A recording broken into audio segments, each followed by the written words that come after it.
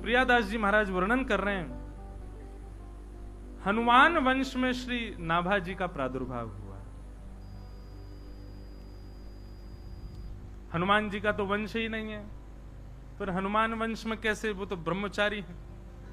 तब कथा यहां पर प्रियादास जी ने बृहद वर्णन किया है कि दक्षिण भारत के एक ब्राह्मण कुल में कोई संतान नहीं थी, तब उन्होंने हनुमान जी की आराधना की, और 12 वर्ष की आराधना के बाद हनुमान जी प्रकट हुए, और प्रकट होकर कहा वरदान मांगो, क्या चाहिए। तो भक्ति के प्रदाता, भगवान के प्रदाता, या तो हनुमान जी से भक्ति मांगो या फिर ठाकुर जी को मांगो। पर वो ब्राह्मण देवता कहने लगे, बोले नाथ एक पुत्र दे दो। हनुमान जी महाराज बोले, ये तो वही बात हो गई, जिसके पास जो वस्तु नहीं है उससे वो मांग रहे हो।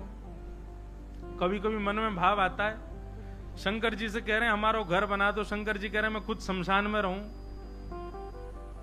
गणेश जी से कह रहे हैं बड़ी गाड़ी दिला दो, बोले खुद मैं चूहा पे चलूं तो गाड़ी दे दूं। हनुमान जी कह रहे हैं भैया ये बालक बच्चे मांगने हते तो ठाकुर जी की आराधना करते, ब्रह्मचारी हनुमान जी को काहे को बुलाया। लेकिन फिर भी श्री हनुमान जी महाराज ने कृपा की और उन ब्राह्मण देवता का वंश बढ़ा। उसी वंश में आगे चल करके श्री नाभा जी का प्रादुर्भाव हुआ। आप श्री का जन्म से नाम नवभुज बताया गया, और कई जगह नारायण दास भी बताया गया। ऐसा भी कहा गया कि जब श्री अग्रदास जी ने उनको दीक्षा दी तो नामकरण श्री नारायण दास रखा, वैसे नाम नवभुज है, ऐसा भाव भक्तमाल जी में ही पढ़ा। बहुत ध्यान से सुनिएगा। हुआ क्या, अकाल पड़ा, और अकाल पड़ने के कारण श्री नाभा जी की माताजी उनको लेकर के कहीं प्रस्थान कर रही थी, परंतु अत्यंत अकाल के कारण बीच जंगल में ही छोड़ दिया। जन्म से ही नेत्र नहीं थे श्री नाभा जी को। 5 वर्ष की आयु में बिना नेत्रों का बालक जंगल के बीच में व्याकुल, कहां जाऊं, किसके पास जाऊं, कैसे जाऊं, क्या करूं। तभी वहां आचार्य चरण श्री किल्हदेव जी महाराज और श्री अग्रदास जी महाराज, वे दोनों ही वहां से प्रस्थान कर रहे थे, और तभी उनकी दृष्टि उस बालक पर पड़ी।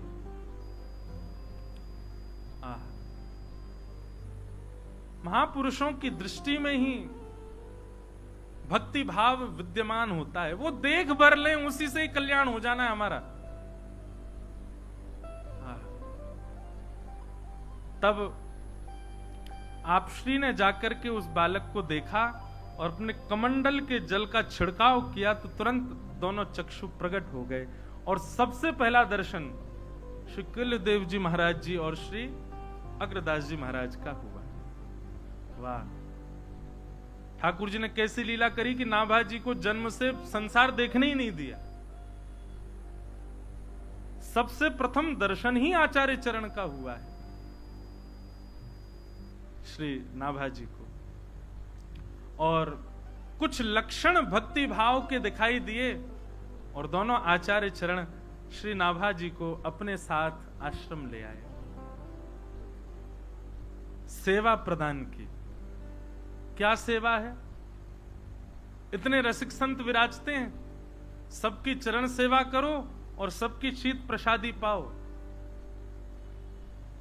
बंधुओं, एक बात हमारी ध्यानपूर्वक सुनिएगा। चरण सेवा में और शीत प्रसादी में भी बहुत ध्यानपूर्वक आप सबको मर्यादा का पालन करना चाहिए। कोई महापुरुष प्रसाद पा रहे हैं, एक बात और सुनिए। शीत प्रसादी का मतलब उनके प्रसाद पाने के बाद जो शेष रहे वो भी है। शीत प्रसादी का मतलब उनके वचनामृत भी है। माफ कीजिए, यदि कोई केवल शीत प्रसादी ग्रहण करे और वचनामृत का पालन ना करे तो भी कल्याण में कहीं ना कहीं संशय आ सकता है, परंतु शीत प्रसादी पहले वचनामृत के रूप में ग्रहण करो। और वचनामृत के रूप में मतलब वचन के प्रति अटूट विश्वास। श्री सूरदास जी महाराज की वाणी है,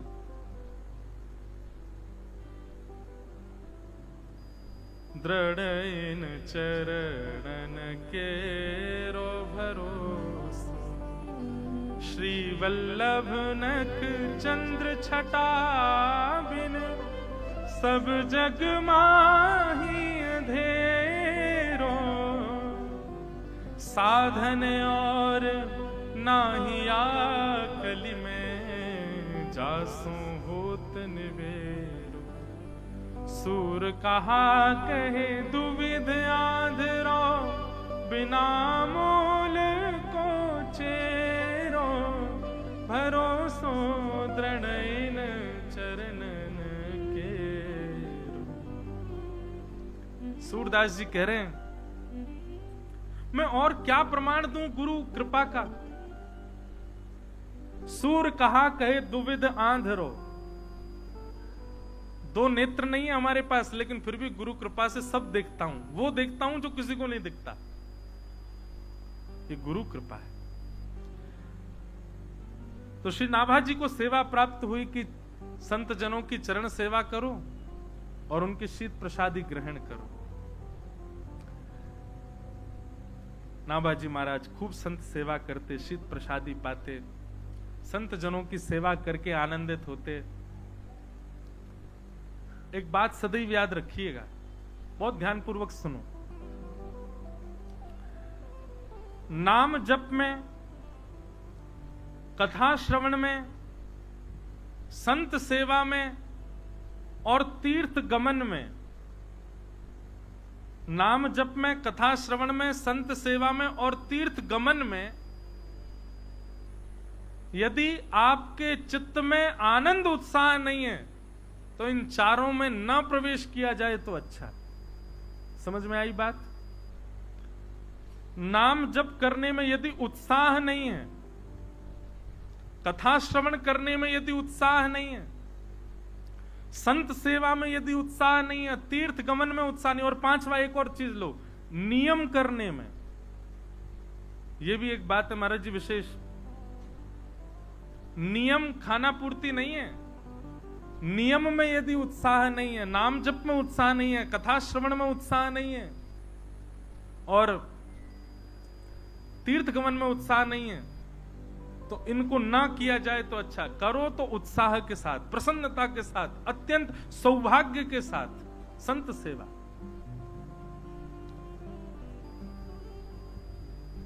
नाभाजी महाराज खूब उत्साह के साथ गुरु आज्ञा से सेवा करते। एक दिन अग्रदास जी महाराज ध्यान में बैठे थे, गुरुदेव भगवान की सेवा कर रहे हैं, पंखा जल रहे हैं श्री नाभाजी महाराज। और तभी अग्रदास जी के चिंतन में क्या भाव चल रहा है?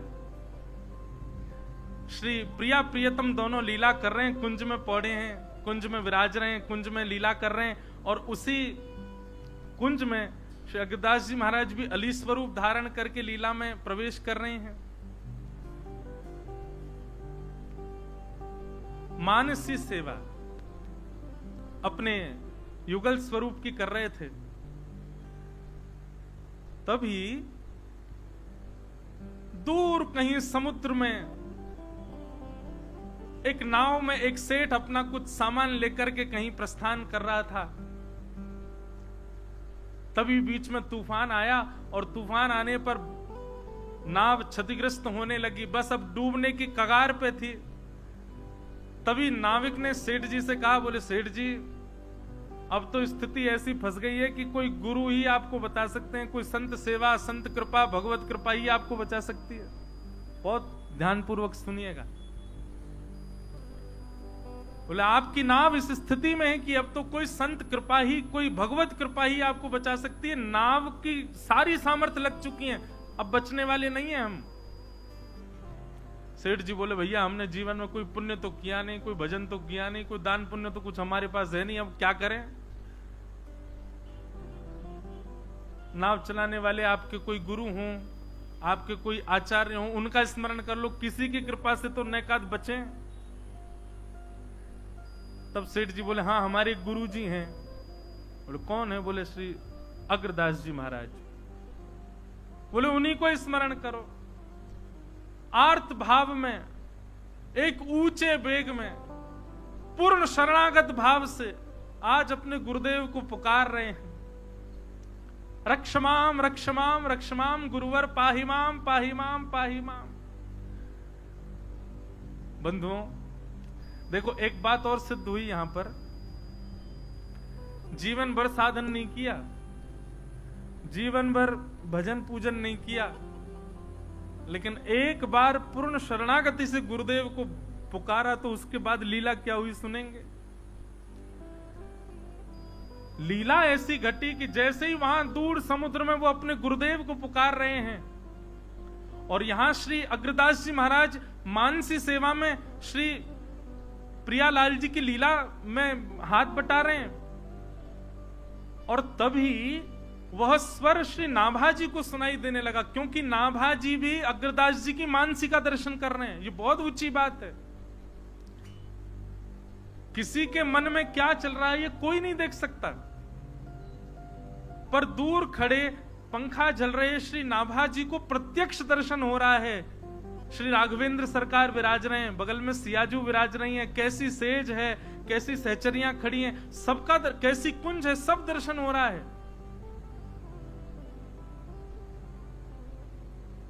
गुरुदेव अली स्वरूप धारण करके क्या सेवा कर रहे हैं, ये नाभा जी को दर्शन हो रहा है।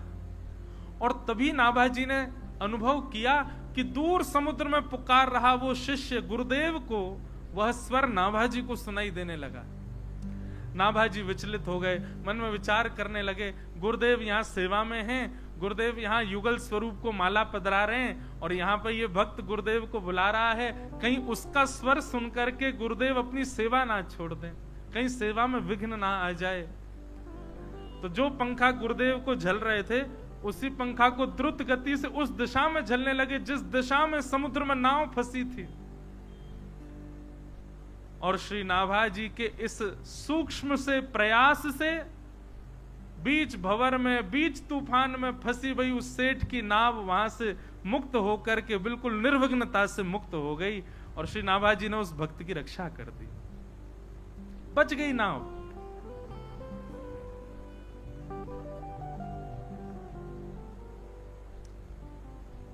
अब बात ऐसी है कि श्री अग्रदास जी महाराज को आवाज तो आ गई थी कि भक्त रक्षा की पुकार कर रहा है। अग्रदास जी माला पधरा करके समुद्र के तट पर पहुंचे कि जाके उसकी रक्षा करूं। तभी आपने क्या देखा कि नाव तो किनारे लग गई, नाव तो व्यवस्थित हो गई, लेकिन आप नील समुद्र की नीलिमा को देख करके भाव निमग्न हो गए, ठाकुर जी की स्मृति में चले गए। पर जब स्मरण पूर्ण हुआ, श्री नाभा जी ने गुरुदेव से कहा, गुरुदेव आप जिस कार्य के लिए समुद्र तट पर आए वो कार्य हो चुका है, आप पुनः लीला में जाइए, श्री प्रियालाल जी प्रतीक्षा कर रहे हैं, आप वहां पहुंचिए। अग्रदास जी ने जब ये स्वर सुना, स्वर सुनकर के बोले, मेरे चित्त में प्रियालाल जी विराज रहे हैं, सेज पर बैठे हैं, कैसी सेवा, क्या सेवा चल रही है, मेरी मानसी सेवा है, ये इसको कैसे पता? और मेरे सेवा के बीच में मेरे किसी भक्त ने मुझे रक्षा के लिए पुकारा, ये भाव भी इसको कैसे पता? और वो पुकार तो रहा था रक्षा के लिए, पर मैंने जाकर के देखा नाव तो किनारे लगी, मतलब उसकी रक्षा कैसे हुई? अग्रदास जी ने तुरंत चिंतन किया तो सब दृष्टिगोचर हो गया कि ओहो, ये तो ऊंची श्रेणी को प्राप्त हो गया है बालक। मेरे चित्त की सेवा का दर्शन हुआ, यहां तक कि मेरे भक्त की पुकार को इसने दूर खड़े खड़े अपने पंखा के झलने से उसकी रक्षा कर दी। ये कृपा है शीत प्रसादी की और चरण सेवा की, संतों की, रसिक जनों की चरण सेवा की। रसिक जनों की सेवा और शीत प्रसादी पाने का ये सौभाग्य है।